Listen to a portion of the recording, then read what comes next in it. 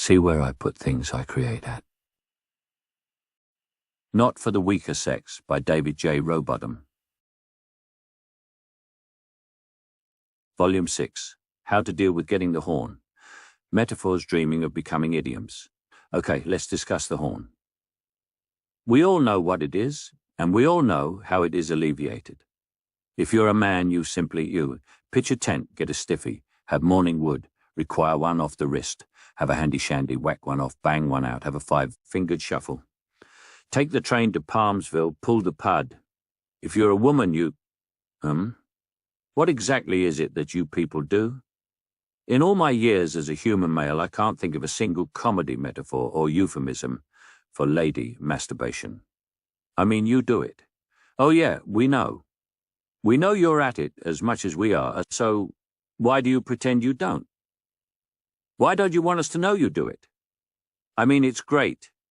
Really great. I'm speaking from first-hand experience, sometimes second-hand.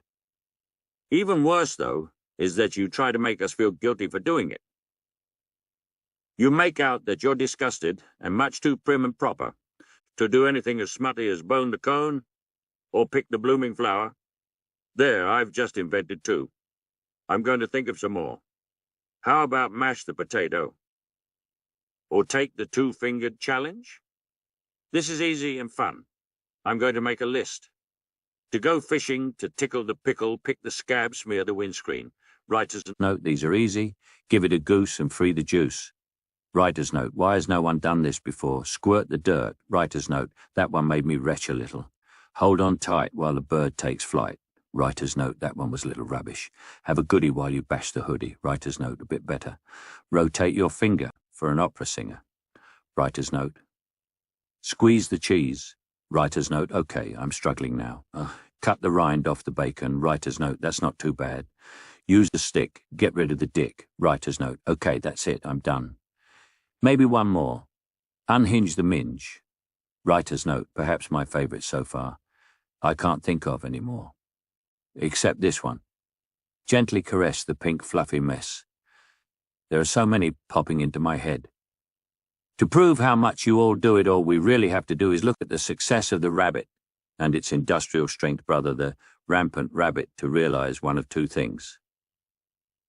Either the general public has found a use for this object beyond its primary purpose, say, to stir plaster, or in the case of the rampant version, to break masonry, or there are an awful lot of women out there walking a little more gingerly than they otherwise would. Or there are just a small number of women who are wrecking these things at an alarming rate. There is a third option, that men are purchasing them for the purpose of self-abuse, but let's face it, men are too mean to spend that much on a sex toy when cucumbers are 79p each at Asda. Also, having tried one for the purposes of research, writer's note, a rabbit, not a cucumber, I can tell you that there is no fun whatsoever in having a large rotating sex toy up the wrong un, especially when the said toy has a protuberance that serves as nothing more than an annoyance when it comes to getting comfy. A little too much info? Probably. Interesting? I think so. A remarkable dedication to the pursuit of truth. Definitely. Writer's note. The author would like to point out, because his mum may read this, that any inference that he has rogered himself with a rampant rabbit is wholly untrue and only for the purposes of humour. Besides, as his mum would no doubt point out, Aldi sells cucumbers for only 59p, a saving of 20p. Sex with a stranger. Sex with a new person has a mystery and excitement like nothing else. The anticipation that swells in you as the moment approaches where you can finally undress this paragon and feast on the beauty they have been concealing can be overwhelming. It can confuse and discombobulate even the most astute and perceptive student of human nature. Assuming that this isn't your first encounter in the pursuit of an orgasm caused by physical presence of another human, it would seem a logical path to recall previous experiences and employ them to temper and assuage any unrealistic expectations.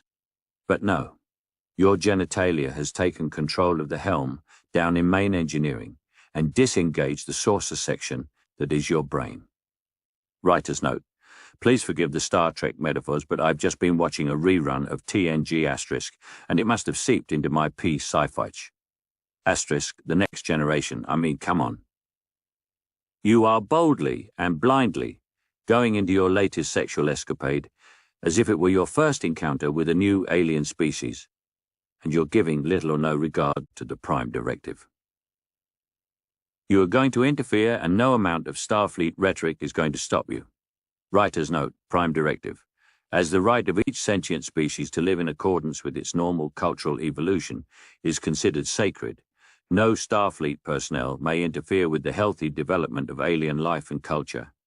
Such interference includes the introduction of superior knowledge, strength, or technology to a world whose society is incapable of handling such advantages wisely.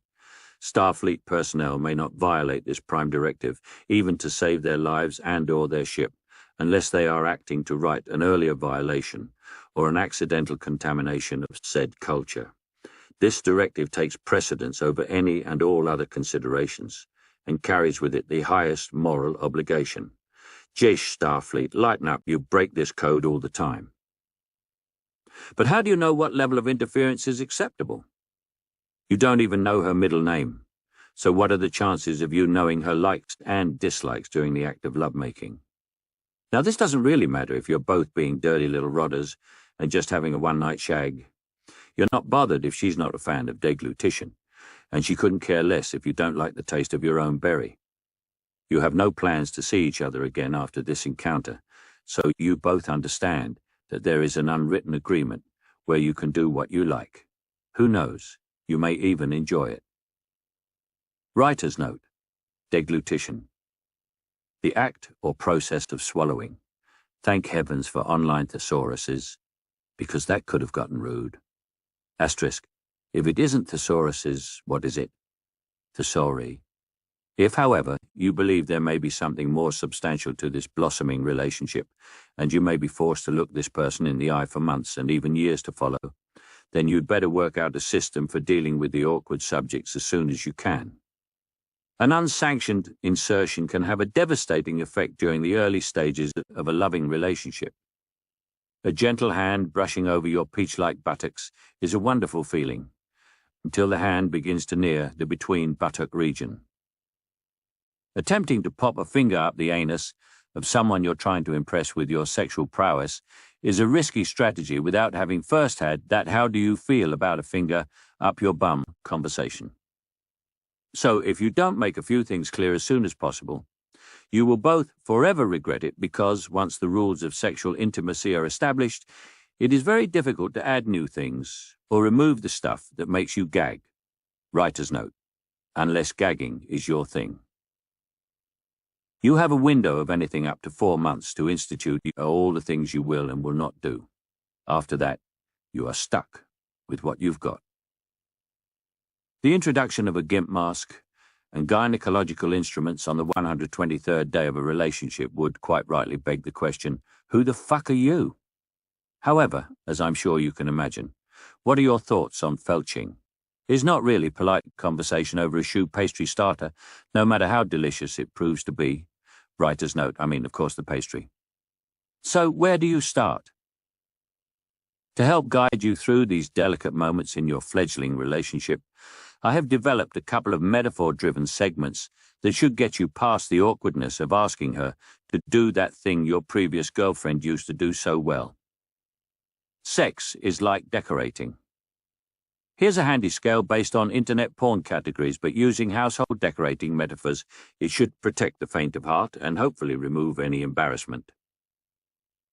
Have a seemingly innocent conversation about interior design, and, assuming that you have both read this book, all should go well. Informational porn, like reading the instructions on a tin of undercoat. Romantic porn, plain wallpaper with magnolia emulsion. Softcore porn. A bit like doing the glossing. Needs plenty of preparation and can lead to a lot of work for very little gain. Doors lead to skirting boards that lead to windowsills that lead to staircases that lead upstairs. Hardcore porn. A bit like hanging a really heavy anaglypta and then hand-painting it with green and purple stripes. It's hard, sweaty work, and you're too involved to know whether it's a good idea or not. You have a wonderful sensation of satisfaction just as you're finishing, followed by an awful realization that not only do you now have to live with what you've just done, but you both have to clean up the mess together. Anal porn, like appreciating the decor of another house. You kind of like what they've done to their dining room, but you really couldn't live with it yourself. Toilet porn, like painting a large wall in a deep brown using only parts of your body. It's a bad idea. The results will be embarrassing, and you'll need at least 2 showers when you're done. You'll also never be able to look at the wall again. Bondage and humiliation porn, like employing a very expensive interior designer to come in and paint around the light switches for you. It's a tricky job that needs the skill to know when to stop and how to blend the strokes into the rollered section. You know you could do it, but it's strangely satisfying to pay another person over the going rate to do it for you. I apologize if I've left out any specialized area, but decorating really isn't my field. So as you can see, unless you very quickly have that awkward "how do you feel about anaglypta" conversation, then you're going to have a tricky couple of months ahead in the bedroom. Writer's note. Anaglypta was developed from paper pulp by Thomas J. Palmer in 1883. Here is a pre-painted pattern. Here we see the finished version, which appears to have been smeared with shit. That's assuming, of course, that you get that far, because sex can be dirty and smelly. And this requires skills other than those associated with requesting certain sexual acts. The ability to lie. The ability to tolerate the intolerable. The ability to suggest things delicately. The ability to accept diversity, even though it repulses your very soul. I had a girlfriend once who claimed that her favorite chocolate in a box of delicious variants was the hard caramel. This blew my mind because I always believed they put the hard caramel in there to piss people off, to let them know that not everything in life was 100% good. No matter how much you like the other 99%, there will always be a hard caramel. Writer's note. The average bag of Revels seems overloaded with hard caramel and yet is very light on raisins. This leads to very tentative, biting moments. There is an element of excitement in not knowing, but it doesn't outweigh the pissed-offedness of feeling ripped off. Is it because caramel-scented chocolates are cheaper to produce? I realize that it is my choice to purchase this confectionery, and I could abstain if I wished, but there are a couple of unique sweets in a bag of Revels that aren't quite the same anywhere else. The button, for instance. Also, where else can one find a round ball of orange or coffee cream? Even the Maltesers are different, in a good way. So come on, Revels head office, get your center's distribution system sorted, please. But no, apparently there are people out there who like things I don't. This was a huge lesson to me and explains why the chocolatier puts in the little card explaining the flavors available within. Assuming that you have the intelligence to read past words like velvety and infused, it will easily guide you away from the much maligned Turkish delight and headlong toward the luscious coffee cream. Below is a guide to help you identify and deal with the chocolate card issues that are weaved into the act of lovemaking, but which have nothing to do with it. I may have missed a few, but I'm not a real confectioner. Relieving the horn. Just imagine a world where couples could, without any guilt, relieve themselves whenever they desired. Writer's note. I mean sexually, of course. A world where you couldn't relieve yourself urinally * without permission is unimaginable. *, I don't think urinally is a word. What a wonderful place that world would be, where conversations like the one below were commonplace and positively encouraged by society. Bloody hell, Enid, I've really got the horn. Oh, that's nice, Arthur, but I'm a bit tired, sweetheart. Would you mind whacking one off without me?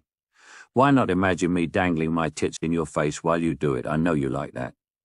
Good idea, Enid. Would you mind if your sister was there too? Not at all, love. Let me know how it goes. Is it just me, or is that beautiful? Where's the stress? Where's the tension? Where's the frustration? Where's the problem? Sometimes, during the act of making love, Enid happily dangles her tits in Arthur's face, but on this occasion she's too engrossed in Heartbeat and would really rather watch classic cars driving down country lanes while no plot worth discussing develops. What kind of person would deny their chosen loved one the opportunity for a fantastical fantasy threesome with the Perkins sisters? Perhaps the next time it will be Enid who's after a bit of the other, and maybe Arthur isn't in the mood. What's that I hear from the women who have managed to grapple their way this far into the book? But men are always in the mood? Well, no, actually we're not. That's why sometimes we can't get it up. Or finish you off. Or bang away for half an hour like the strapping porn stars you covertly watch on the internet. Sometimes we're tired. Sometimes we're distracted. Sometimes we just don't want to. This doesn't mean we don't love you anymore. Writer's note. Quite the reverse, in fact. Be comforting and understanding, and we'll love you more. Or that we're having an affair. Have you considered the other option? Perhaps we're just telling the truth. And if this misfiring continues, and you find yourselves not having sex anymore, then discuss it. Bring it out into the open. How about recalling those wonderful days at the start of the relationship when you marveled at how fantastic it felt to be joined together in love-making heaven? If you really are too tired, well, that's okay, but for the sake of your relationship, do something about it. Plan and organize ways to be less tired. Believe me, it matters. It's ruining how much you love and like each other more and more each day. I'm sorry, but I'm tired and not in the mood is a perfectly valid sentence if followed by, but I swear I'm going to do all I can and I hope you'll help me to sort out my life so we can get back to loving each other the way we should. You must then follow that promise through with action. This is your life and the life of someone you profess to love that we're talking about. I bet it's what Arthur and Enid do.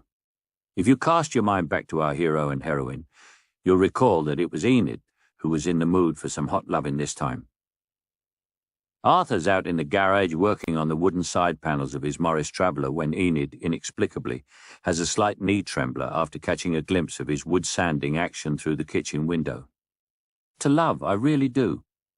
But I'm at a very crucial point vis-a-vis varnishing. If I don't stay with it and watch it closely, then the whole afternoon's work will be for nothing. I do hope you understand. Darling, I understand completely. After all, I'm going to be the one promenading up and down Main Street in the passenger seat of the best Morris Traveller this side of Sutton Coldfield. I'll sort myself out. Ah, you're a belter, my little angel. Tell you what, come out and let me smell your fingers when you're done, eh? Of course I will, love. See you in a bit. Think of your hands running up and down my inner thighs as you're sanding away. Will do. Oh, and remember to lock the dog in the other room when you're about to come. We don't want a repeat of that again, do we, Petal? Ooh, you're right. Still, the vet got it out eventually, didn't he? He did that, love. He did that. Happy wanking. Love you. I love Enid and Arthur. I think I've invented the finest romantic couple since Abelard and Heloise. Writer's note. I took advice with regard to great love stories, as my references go no deeper than Homer and Marge. I've been told Abelard and Heloise is right good if you're a bit of a softie. So if you're in the mood for a bit of culture, and let's face it, after reading this much of Not for the Weaker Sex, you must be gagging for some, then why not give it a read? I'd ask you to contact me with your review of the book, but I really don't care. You need to understand, however, that a relationship like Arthur and Enid's doesn't just happen. They've been together for many years, writer's note, or 2 days ago when I invented them, depends on your level of pragmatic language impairment. It takes a deep love and prodigious trust to be able to be as free as they are with the masturbation sensation. They've had many wonderful moments of togetherness and know that the ease with which they allow each other's sexual independence comes from a position of understanding. They don't wank off to avoid pleasuring one another. They simply do it when the timing's a little off. It's a completely accepted practice when you're single, so why is it frowned upon and perceived as dirty by so many within a relationship? It relieves stress. It aids sleep. It hurts no one. Without visual stimuli, it can help improve your concentration and imagination. It improves your hearing significantly. Writer's note: when masturbating in the house alone, the average man can hear his partner approaching the house from up to 100 yards away. It helps with multitasking. Writer's note: once man has heard his partner's approach, he can clear his browsing history, turn off the laptop, hide the sock, pull up his trousers, straighten the bedclothes, and strike an innocent pose before the key is even in the door. Not to mention that it's really, really good fun. According to an article in Men's Health by Maridel Reyes dated December 29, 2011, wanking can prevent cancer. Men who ejaculated more than 5 times a week were a third less likely to develop prostate cancer. Writer's note: while we were all enjoying Christmas parties in 2011, Maridel was penning this wonderfully informative article about wanking off. Thanks, Maridel. You just may be the perfect woman. It makes you harder. In essence, you're working out your pelvic floor muscles, which helps to prevent erectile dysfunction and incontinence. It helps you last longer. You can learn self-control and how to hold off an orgasm. It ups your immunity. Ejaculation increases the levels of cortisol. Cortisol in the correct doses can help regulate and maintain your immunity. It boosts your mood. A good wank releases neurochemicals such as dopamine and oxytocin. These, like all good drugs, can lift your spirits, boost your satisfaction, and activate the reward circuits in your brain. Writer's note: this one sounds a bit made up, especially the reward circuits in your brain part. Mind you, I have much the same feeling when I have the first creme egg of the season. Pretty solid evidence, dressed up in ironclad empirical findings, finished off by good stiff facts. So, in conclusion, stop making a very easily fixed thing like the horn get in the way of your love for each other. If you want a wank, have one. If your partner wants a wank, let them. Just for my own amusement, I'm going to let Enid and Arthur finish off this chapter, and each other. Arthur? Arthur, love? Are you there? Ooh, that's either my feather duster or Tiddles' zip wiring just above the bed. Do me a favor, would you, Poppet? The ankle cuff on the left is a bit tight. Oh, sorry, Petal. I gave them an MOT the other day while I was changing the filter on the Morris. Must have over-tightened them with my 10mm snap-on. A drop of WD-40 will do it. Be careful where you squirt that. I got a rash last time. Those little red straws aren't as accurate as the manufacturer would have you believe. Right, love. That should be better. Now, where was I? Have you seen the KY jelly?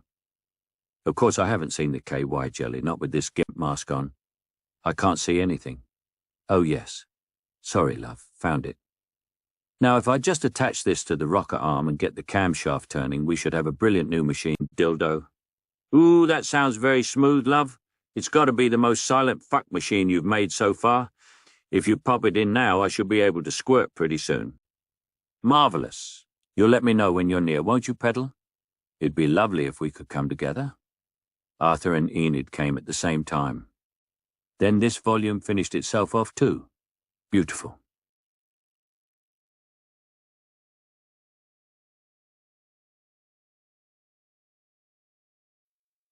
See where I put things I create at.